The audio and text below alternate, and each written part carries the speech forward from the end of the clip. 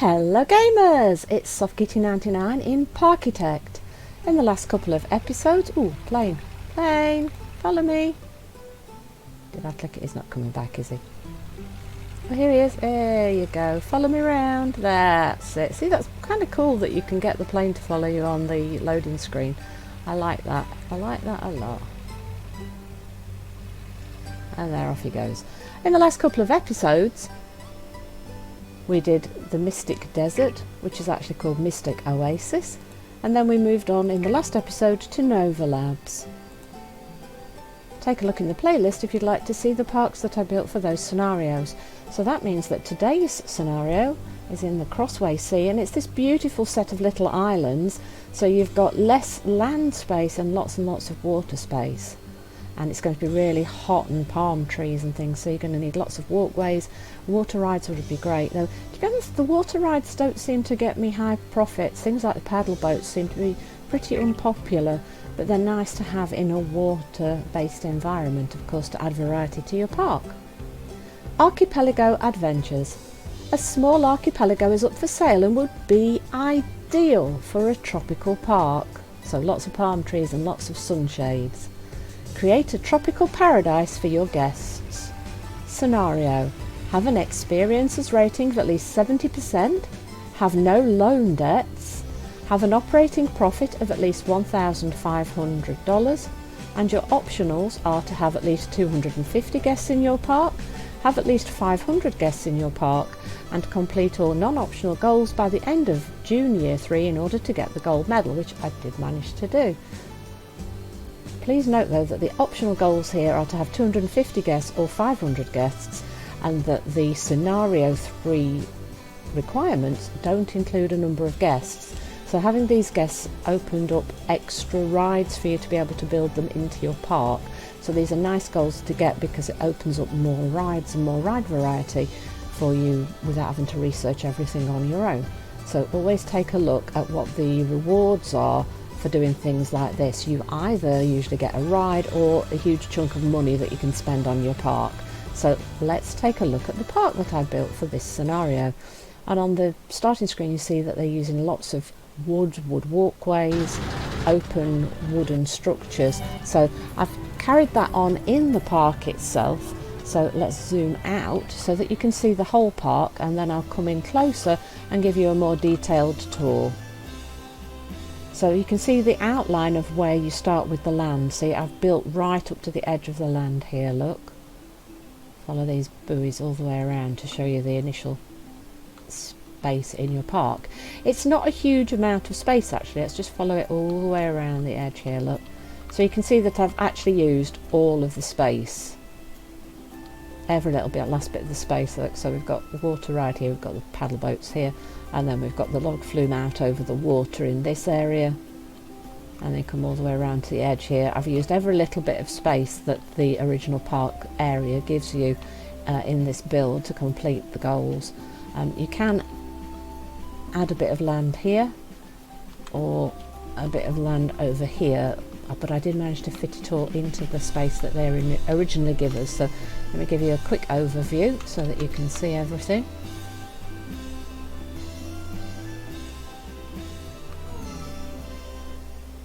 And then we'll take a closer look into the park. So your entrance area, your people are coming in across here. So let's zoom down here for the entrance area, and let's start there. Zoom in, Kitty, down we go, all the way in, and now we can move across. So your guests are coming in on these wooden walkways here. Oh look, he's really tired as he'd leave him, bless. He's got his huge sombrero to keep the sun off him. Oh look at that huge cowboy hat. I love these souvenir things that you've got, they're beautiful. Oh look, there's a red one there, look, and another big sombrero there, it's really cool. So this is the entrance building that the game starts with. So you can see that they've given you support pillars on the sides, so they've got half walls and then a big open area because it's so hot, and then you've got wooden tops on. These are actually pieces of the boardwalk, the sidewalk, the pathing, look, that they've used for roofing to keep everything in that sort of tropical shanty shack style, but open and airy to the environment. So if we hide the scenery, you can see the paths are still up. Look, so if we had the path, so you can see that this is where your entrance place is, and they didn't put anything else in this building, and I just left it that way as well. Let's put the scenery back up. And they're using lots of palm trees. They've got some of the half hedge fencing, and they're using lots of rocks around in this entryway. So I've kind of picked this theme up from this entry building and used it a bit in the buildings inside the park, and with it being little tropical islands, and they've given us palm trees here at the entrance and rock work, I've extended that into the park as well. So right inside I've added 2 information booths to make sure that everyone knows where everything is so they can get to places, and a map board right by the entrance as well. And for the information booth, they can buy a map if they want to go around the park. And we've added benches right at the entranceway just so that they've got places to sit, and we can start from there. Right off this entranceway over in this direction, you've immediately got a queue for the log flume. Hello log flume, shall we follow you? Let's follow the log flume and see what that looks like on ride. Oh, and sadly it's just started to rain and it's not following. Follow please, thank you. So let's follow them round. So you have a nice little meander right at the edge of the parkway. Look, see the buoys along the side mark the very edge of your path space. I said path space and I meant park space. So we're right on the edge of the park here with the log flume, so I've used up every little bit of area over the water right at the edge of the park to fit in this quite a big log flume actually. It's one of the more thrilling rides, I guess, one of the most iconic shapes in the skyline for the park, so it's quite an outstanding little structure. So we've got a really big lift hill right at the top after a little meander, and then we go round corners so you can see out over the park itself and see the sea and the beaches and the beautiful palm trees. And then as you come round you can see some of the other people on the ride going down, and then you've got your big drop. Anybody going to put their arms up? No, they're not going to put their arms up this time. So you've got a nice big splash there, and then you go up another lift hill for another little meander round past the great big whale, which I think is a beautiful piece of decoration, that whale. I'd love to be able to use it in more things. So I think you're probably going to see the whale in every water ride that I put into a game. So a little sort of S-bend wiggle as you go around the corner, and then a little drop here. Yeah, one's got their arms up, look, yay, little splash there. And let's meander around again here, past the raft at the edge of the park again. Bit of interaction there between different loops of the ride. You can see other people, some pots and things for decoration. Pass through the sand on that little island, just a tiny island, not much space for building much of anything, so I've just put the log flume twice across that little island, so we're utilising every little bit of land space. And there we've got a little quirky decoration with the snowman stuck in the middle of a desert island. The guy's trying to survive despite the heat, isn't that crazy? Lots of palm trees for foliage decoration. I've added in a couple of normal trees as well, just for that little bit of extra foliage. And then we meander around for another drop. It's quite a long ride for a log flume. I thought we really needed a big, expansive, eye-catching eyeline ride for the park. And since it's such a hot tropical environment, a water ride like a big log flume is going to be a big draw attraction to a park in this kind of hot environment, as people don't mind getting wet in heat. In fact, they probably would really appreciate getting quite wet on this heat. Now, big drop and splash. Hopefully that's cooled you all down in this heat. And back again to the edge of the park, utilising all that space that we've got, and then we meander across that little island where you get that interaction between the two loops again, as we saw that going past the little pots as we went round the other section of it on this follow through the ride. And then we come back to the end of the ride, and there's the little tunnel which leads us back into the station. I could probably use moving off a couple of the logs on this one, because the people getting off are a little bit trapped at the moment, so that probably could cut a couple of logs off that. I didn't realise we had quite such a long little tail back here. And of course I could have either decorated this tunnel or dug it further into the ground, but I believe that this was the last ride that I added into the park before we finished the park, so it didn't quite get finished off there. So if we go back to the entranceway with our information booths, we've got lots of flowers in this park, because just having the little tubs of flowers, it's quite cheap but pretty decoration, so you can pop it around your rides to add some decoration, because I wanted to mostly use palm trees in this one, so I thought planted beds would probably be quite a nice thing to add into a park here, because it'd be fairly easy to take them out if they die and seasonally change things as we go along. Oh, I think we need a janitor to empty this bin. Hey guys, get on top of the job please. Thank you, much appreciated. And right here we have the paddle boats, and this is using this little bit of space right to the edge of the park here, where we've just got quite a bit of open water here for them to come. We've got a few little bits of decoration, not tons of stuff. It comes along the edge of the staff path, so I've put up some fencing just to make the scenery a little bit better. And of course, because they're at the edge of the park, they can see out into the ocean and these other beautiful little islands as they're travelling around on the paddle boats. Opposite the paddle boats, we've got a carousel. Let's zoom just a tiny bit out. We've got our carousel here. I'm not quite sure why it judders a little bit. I think there's a tiny bit of a problem sometimes with... oh, it also needs repairing. Where's our repair guys? What are you doing? Repairing the paddle boats and... oh, maintaining the paddle boats and the Ferris wheel. Oh, that's a shame. Hopefully somebody will come in. Waiting for available work. Okay, come on guys, come and fix that. Maybe that's why it's juddering, because it needs help. I was just getting a bit worried about its display. And then right next to that we've got the Ferris wheel, so you can see out over the park. They've got a great view of the shopping area, the carousel, out into the view where you've got the paddle boats, and of course they can see back to the log flume over here. And then right behind that we've also got the twister. You can see that's spinning quite nicely. Why is there nobody on the twister?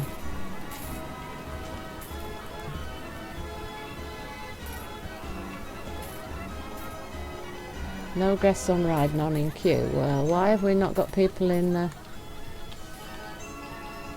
queue for this, guys? I'm not paying that much for Twister. I'm not going on Twister when it's... oh, I'm not going on Twister when it's raining. Well, we can reduce the price a little bit if somebody's not happy. Let's make it 4, and it's not raining anymore, so yeah, now we're getting people in the queue. Beautiful. And then here we have our shopping area right next to our depot. So I've added in the staff room here, and there's a staff path which we've hidden by some fences and a beautiful hedge archway, because we had some hedges right at the beginning of the park. And here we've got our shopping area. As you can see, I've utilised this idea from the entry hallway to have wood roofs, like the pathing on the roof, these little overhanging awnings like they've got on the entryway, few pots and rocks and palm trees, all inspired by the entranceway. This open pillar roof on the different levels, just like the entranceway. It's inspired by that. It's not a perfect replica, but it is inspired quite a lot by it. So you can see how I've took what they did there and changed it just a little bit for the shops. So we've got full walls on the sides here and an open on the archway at the top. So if I drop the scenery so you can see what we've got here. We've got souvenirs, umbrellas, soft drinks, bubble tea and turkey legs. I did have to research a few of these in order to get them. And then we've got a depot here, because it's quite close to the depot, but there's still quite a long walk along this path to get the shops stocked, so I did add in the depot here. And then if you come behind the shops here, we've got the toilets tucked away behind the shops, so they're hidden from the rest of the view. And that's our little shopping area right here. So let's follow the path further into the park over here. And we've got a seating area here, so if we hide the scenery you can see that I've got lots of seats here hidden underneath the little pavilions as sunshades to keep people quite happy.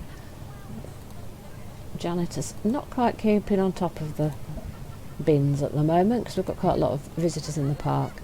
And we've got some decoration here with the big water tower. I thought a water tower was quite practical in this area because it's so dry. You would probably want to keep some water in stock.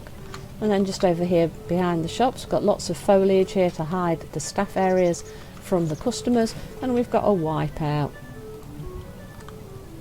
All the queue lines are hidden under these pavilions, and as you can see, I've kept the theme to the green and cream to stay in with the green foliage and the cream of the beaches, so it all blends in quite nicely.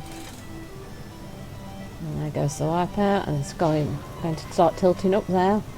There you go. There's your full experience, guys. Tilt and spin, right. And then opposite the wipeout, we have car ride. And people are quite happy on our car ride, I think. So let's zoom out a little bit more so you can see the car ride. It's got some little tunnels for a little bit of a contrast between being out in the open air all the time, getting the tunnels for something a little bit different. Added a few awnings here and there for a bit more sunshade. Added awnings at the beginning and the ends of the tunnel, and then masked the tunnel with some foliage from the palm trees so that you don't just see the grey tunnel, because of course it's a prefabricated tunnel, so we hide it from the view of the guests with all these palm trees so that they get the experience of being in the cool and the dark for a little bit, and they don't get to see the eyesore that the grey tunnel is by being hidden by the foliage. And we've got a little control booth in the middle there, and we've got a few cars, keeping in theme with the car ride. And it makes a great central piece for walking around the edges on your paths, so you've got the interaction between the ride and all the paths going all the way around the car ride. So we go all the way around the car ride with the paths. So if we go past the car ride in this direction, we come to a coaster. And let's follow the coaster. As you can see, it's a wild mouse. This is one of the prefab builds in the workshop area of the, well, it's one of the ones that's been loaded in, either built by the makers of the game or loaded in from the workshop by the makers of the game. It's one of the ones that's always in the game. And don't worry about that pause, that's every time it saves the game it does pause for just a second while it saves the game, so don't get worried about that if you see that happening either in videos or while you're playing the game. And there's your wild mouse. And again we've got the green and cream on the tracks, but I've got the red of supports just for a splash of colour in the game. And we've made the station here extremely simple. We've just put a couple of pavilions with a green roof on, and again the ride is hidden beneath these green and cream pavilions. So if we keep going around the side here now, we come to the next ride here, which is the Power Surge. And look at that thing. That is one that you wouldn't be getting me on. I think that's just a little bit too intense for me personally to ride. But it's a great ride, and it's built higher up than the other rides so that you view out over things like the Wild Mouse as you're riding. There was like a little hill on this side of the island, so I decided to raise a couple of the rides up here so that we utilised the high ground, which gives you a view over the other things. Like here we've got a little bit of interaction with the path going over the top of the car ride right here. And then if you come behind here, as you can see, you can't actually walk up the path across here. This is not connected. When you come to the Power Surge you have to backtrack. So if we backtrack past the car ride here and back to the seating area that we had here and come in this direction, we come to another coaster. This is a steel coaster, and if we follow it, that's quite fast, isn't it? Whee! Whiz! Zoop! Up and down. And then you come into your brake run. So it's quite a short layout for a coaster.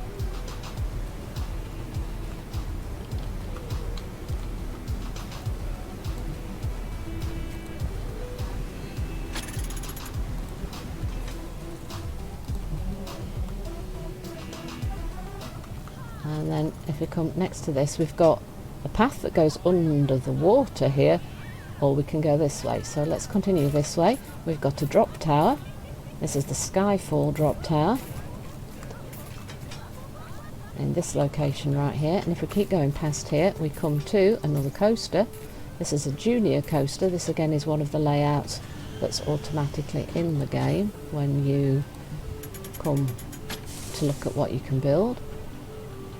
So let's follow that round behind the Skyfall, and this again comes right to the edge of the park and overlooks all the water and land at the side. So this is for your less thrill-seeking people who would love a coaster, but it's quite a long one for a little junior type coaster. It's quite a thrilling one for a junior coaster, and it's quite a nice interaction here. Look, it goes over the rocks and past the trees and everything. I think it fits in quite lovely with this little bit of land that we've got here. And I was very lucky to find that in the plans that were already in the game, because I think it just fits so beautifully. And then we go under the ground in order to come back to the station. And if we go along the side here, we come to the last ride in this section, which is the turbine. Those are the ones that just go up and over and twist top to bottom. Again, not the kind of ride that you would find me on personally. And that is the end of that section of the park. So if we come back to where we had the underground tunnel, so if you go underground over here, the tunnel comes out right here. So it's not far underground, it comes out right here and gives you access to the Topple Tower. So that's one of those things that tips over and spins you around as it goes. And this interacts with the steel coaster that we've already ridden earlier. And that is everything that we've got inside this park. So I hope you've enjoyed today's episode. Please don't forget to like, comment and subscribe, and come back and see me in the next one. From SoftKitty99, goodbye and happy gaming!